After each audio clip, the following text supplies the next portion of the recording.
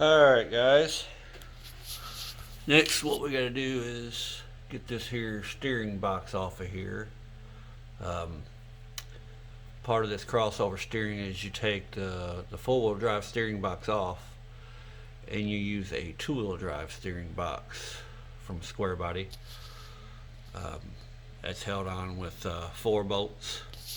The reason why you use this two-wheel drive steering box is because the pitman arm gets relocated and it can come straight back.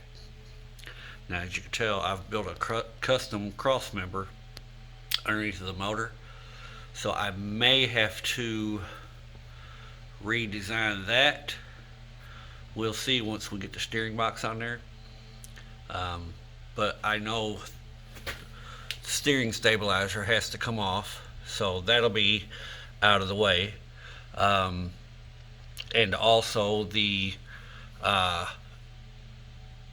pitman arm on the steering box, the two-wheel drive, it'll be a drop, so we'll see how much it drops. If it drops enough that we don't have to redo that crossover steering, then that's fine. I'll be even more happier.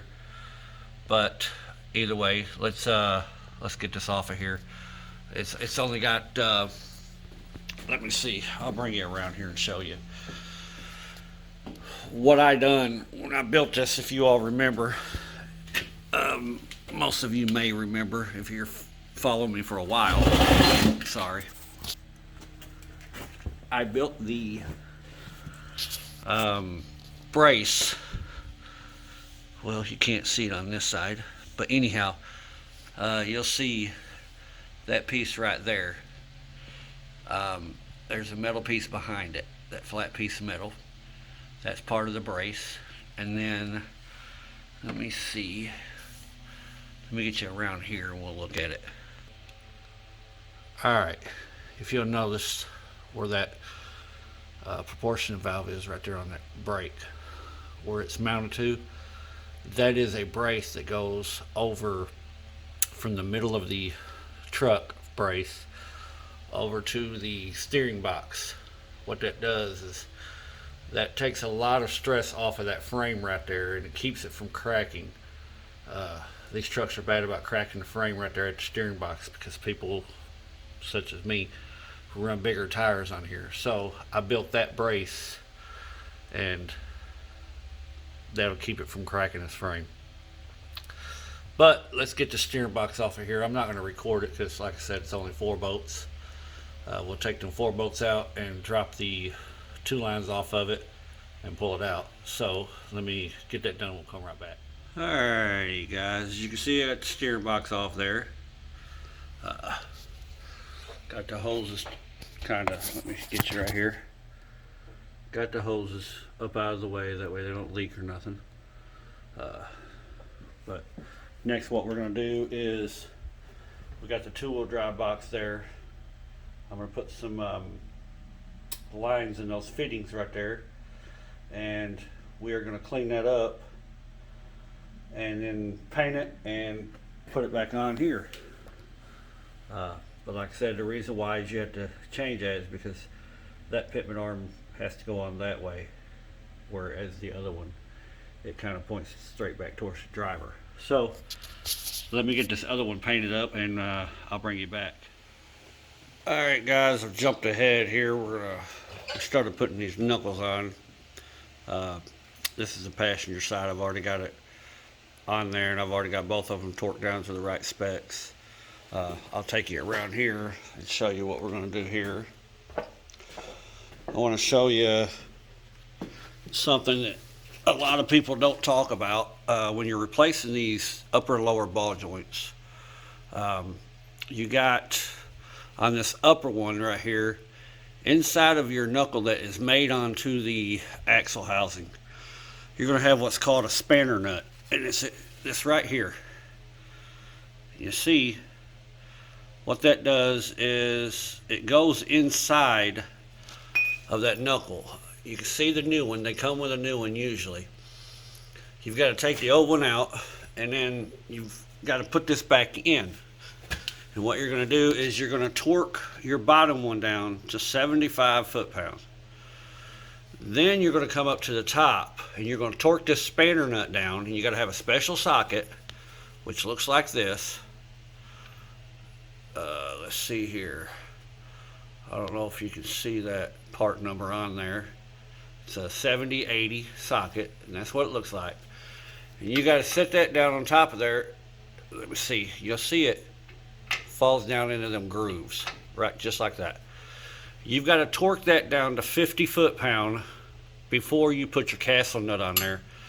After you get that one torqued to 75, torque the spanner nut down to 50, then you're going to torque your castle nut down to 100. And that is how you're supposed to set these new ball joints up. Just remember, you need to get that socket, because what sucks is you can't use a punch because you don't know if you're going to get it torqued down to 50 foot-pound. So anyhow, unfortunately, just this one socket that I'm not going to use for anything else cost me $50 at O'Reilly, and I'm sure you could probably find it Amazon or something, but they're right around $50. Anyhow, I'm going to go ahead and torque this. There's no sense in me showing you how to tighten a stupid nut on the top and bottom. I'll get this all torqued up and I'll bring you back. Alright guys, now that we have got the knuckles on, what I'm going to do is I'm going to start prepping this, because what the crossover steering is, it's going to put the drag link, or I'm sorry, the sway bar and everything, crossover steering bar. Here we go, we'll get it in a minute. Anyhow, the bar that goes from here all the way over to the driver's side. We've got to have this machined flat, and then we're going to drill and tap 3 holes, and it's going to have a billet block up here with the arm coming out just like here on the bottom, but on the end of it, it'll have a link that'll go from here over to the steering box. A lot of people send these off or take them to machine shops and get them surfaced, you know, flat and then drilled, but we're going to do it ourselves here at Lonnie's Garage. What I'm going to do is I'm going to take a flap disc and I'm going to kind of level this off, take it back down to raw metal, and then I'm going to take a marker and color in this whole top, and I'm going to take a flat file and keep it flat across here and file this all the way across to where there's no more marker showing, and that'll show that I've got all the high spots and stuff like that. Like I said, just going to use a regular flat disc on an angle grinder here, and maybe that'll take care of the problem. After we get that done, like I said, we're going to order the block that goes up here. We'll set it up here, clamp it down, and I'll drill all 3 holes that it needs to hold that block down. So let me get this filed down and I'll bring it back.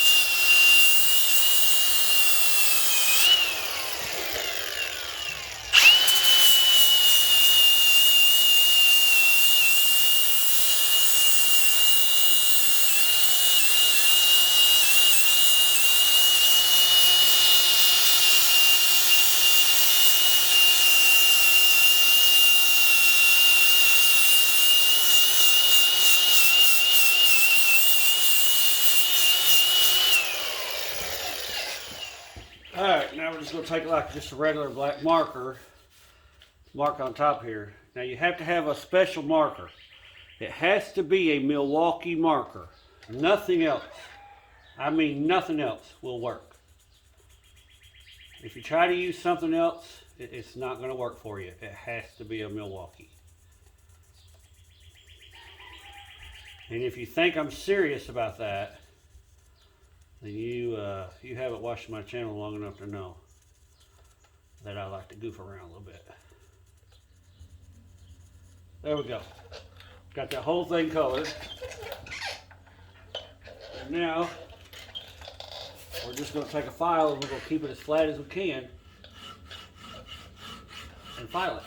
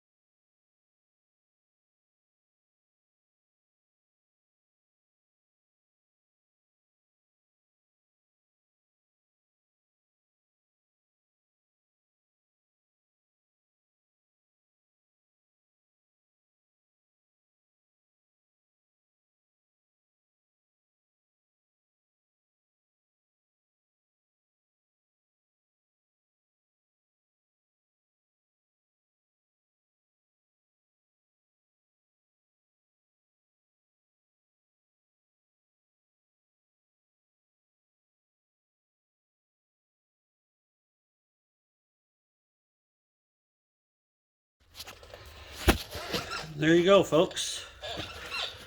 As you can see, got one little bitty spot right there, and I'm not too worried about that right there.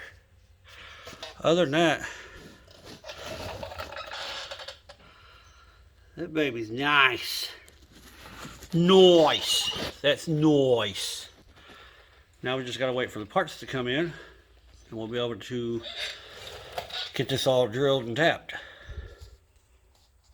Alright guys, now we're about to get ready to drill these holes here on the top of this knuckle so we can put this arm on here. And I don't know if you can see across the other side, I have the other one sitting on the other knuckle. Now you don't necessarily have to do this if you don't want high steer. The only one you need is you need a passenger side arm. So I mean, you're gonna have to drill the holes in the passenger side knuckle, but you don't have to buy the driver's side over there if you don't want to do a high steer. You can still use these points here.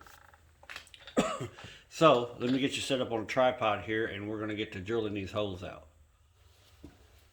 Alrighty, get my gloves on.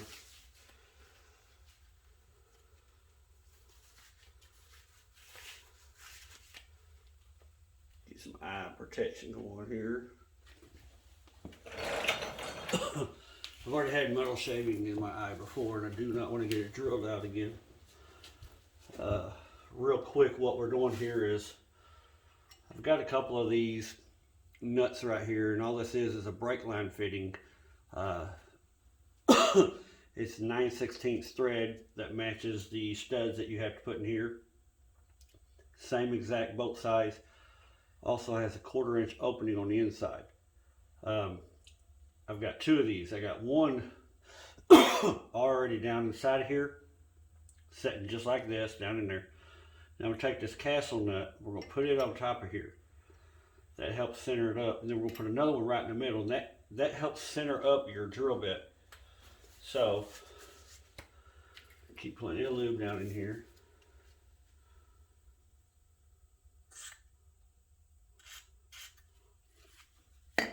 Alright. Now let's drill this thing out.